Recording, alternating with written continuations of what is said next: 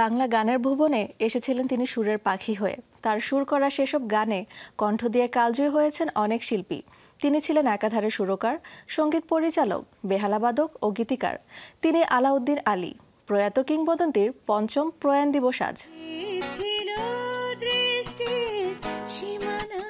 শুধু ভালোবাসাই নয়, তার সুরে গান করে নিজেদের সমৃদ্ধ করেছেন বাংলাদেশ, ভারত ও পাকিস্তানের বহু স্বনামধন্য শিল্পী। সূর্যোদয়ে তুমি, সূর্যাস্তেও তুমি, প্রথম বাংলাদেশ আমার, শেষ বাংলাদেশ সহ অসংখ্য দেশপ্রেমময় জনপ্রিয় গানের সুর করেছিলেন আলাউদ্দিন আলী। তার করা এসব গানের সুর ছুঁয়েছে হাজারো সঙ্গীতপ্রেমীর মন। আছে না আমার মুক্তাহা, আছে না আমার ব্যারিস্টার, শেষ বিচারের হাইকোর্টেতে তিনি আমায় করবেন পার। এই কিংবদন্তির জন্ম ১৯৫২ সালের ২৪ ডিসেম্বর মুন্সিগঞ্জের টঙ্গিবাড়ি উপজেলার বাঁশবাড়ি গ্রামে। তার বাবা ওস্তাদ যাদব আলী, মায়ের নাম জোহরা খাতুন।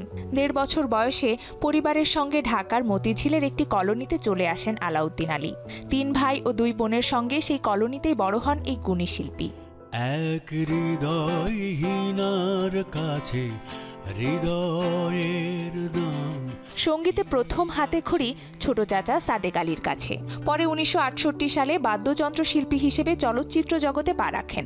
শুরুটা শহীদ আলতাফ মাহমুদের সহযোগী হিসেবে, পরে প্রখ্যাত সুরকার আনোয়ার পারভেজের সঙ্গে দীর্ঘদিন কাজ করেন। শেষ করোনা শুরুতে খেলা। খ্যাতিমান পরিচালক গৌতম ঘোষ পরিচালিত পদ্মা নদীর মাঝি চলচ্চিত্রে সঙ্গীত পরিচালনাও করেছেন।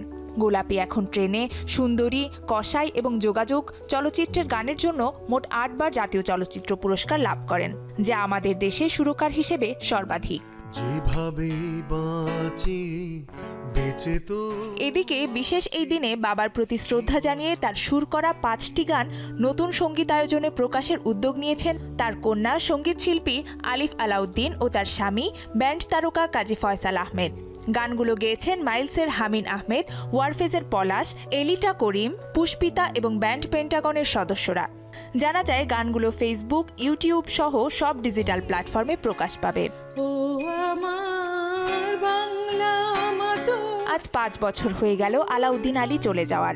২০২০ সালের ৯ আগস্ট দীর্ঘদিন ফুসফুসের ক্যান্সারের সঙ্গে লড়াই করে মৃত্যুবরণ করেন এই কিংবদন্তি।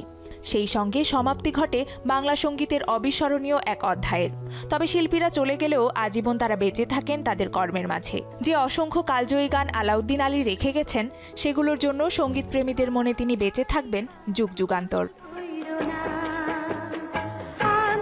Nusrat Ahmed Urnisha, showbiz tonight.